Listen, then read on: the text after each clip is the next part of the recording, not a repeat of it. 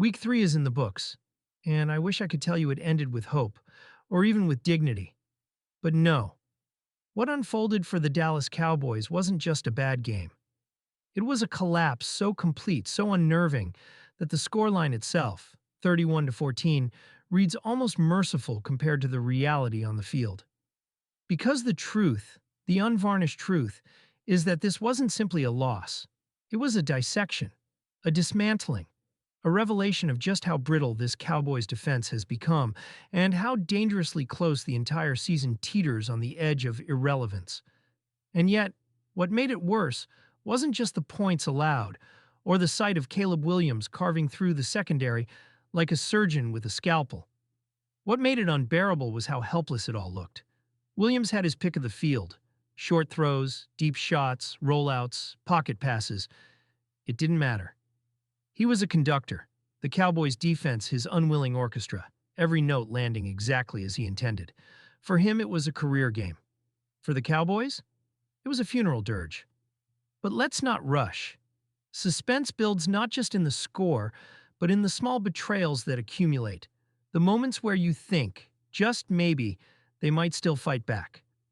Then reality crashes down. The first betrayal came wrapped in optimism. CeeDee Lamb, the unquestioned heartbeat of this offense, took a handoff, a smart wrinkle in the play design.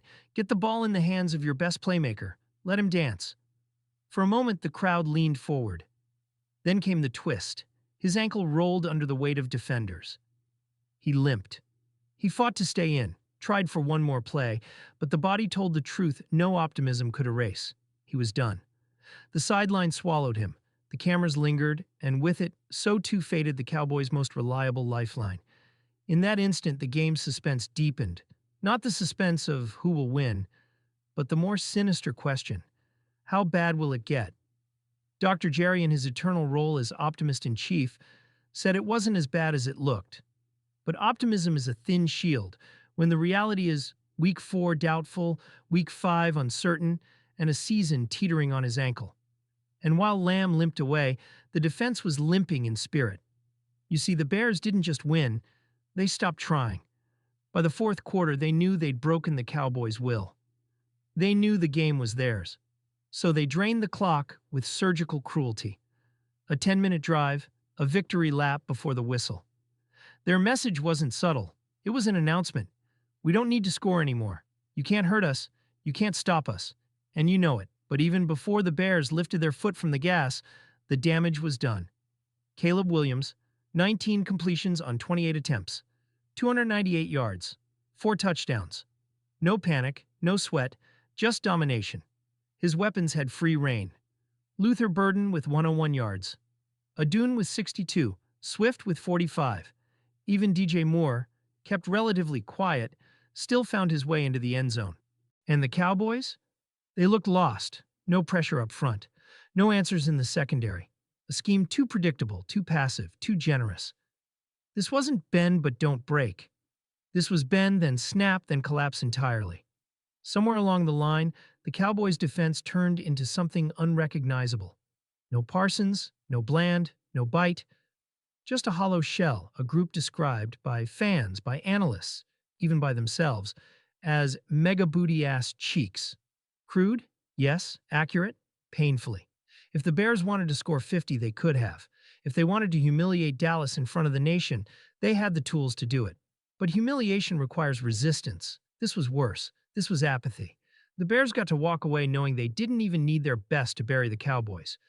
And while the defense was busy imploding, the offense was unraveling under the pressure of perfection. Dak Prescott went 31 for 40, a stat line that, on paper, screams efficiency, control, execution. And yet, within those numbers were ghosts. The ghosts of drives cut short, of turnovers at the worst possible times, of red zone failures that sucked the life out of any comeback hopes. The opening drive teased promise. Javonte Williams slicing through the Bears' front for 76 yards on just 10 carries. Momentum was building. And then, stripped. Ball on the ground. Points vanished. A tone set. Later, Prescott, pressed by the collapsing pocket, fired a pass straight into George Pickens' hands. An interception that felt less like a mistake and more like destiny. By the time garbage time desperation set in, the mistakes piled high. Two more red zone interceptions, meaningless in score, devastating in symbolism. Drives ended with turnovers instead of touchdowns. Hopes ended with shrugs instead of celebrations. 1 for 4 in the red zone. That's the stat that lingers. Because great teams finish, broken teams falter. And yet, here's the cruelest twist. Dak wasn't bad. He wasn't reckless. He wasn't the problem. The box score scouters will point to the interceptions, but those who watched saw the nuance. A tipped pass, a forced throw in desperation, otherwise precision. But when your defense offers zero margin for error, precision isn't enough. You need perfection, and perfection in the NFL is unsustainable. So here we are. The suspense lingers not in the game just played, but in the future it foreshadows. Because if this team, this supposedly contender-built Cowboys team, can be dismantled this easily by Chicago, what happens when the schedule gets crueler? What happens when Lamb isn't there to bail out the offense?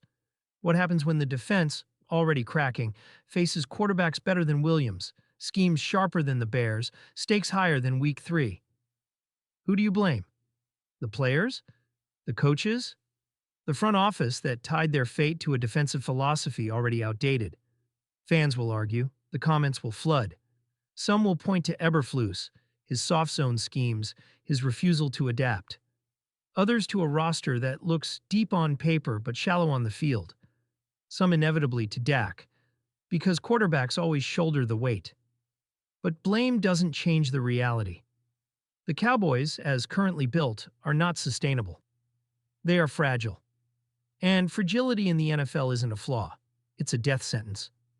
Tomorrow there will be videos, articles, panels dissecting Matt Eberflus's decisions. Should he stay? Should he go? Who could possibly come in and fix this disaster mid-season? But tonight, the suspense remains.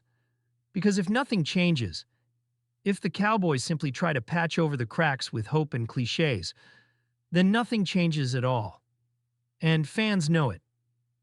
Deep down, beneath the anger, beneath the sarcasm, beneath the one-word reactions of sucks, trash, or hopeless, there's a fear. A fear that this isn't just a bad week.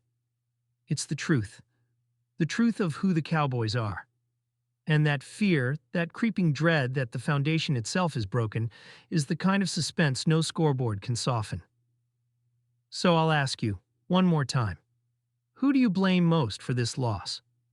Drop it in the comments. Because while Week 3 is in the books, the story of this Cowboy season is only just beginning, and unless something drastic changes, it may end sooner than anyone in Dallas is ready to admit.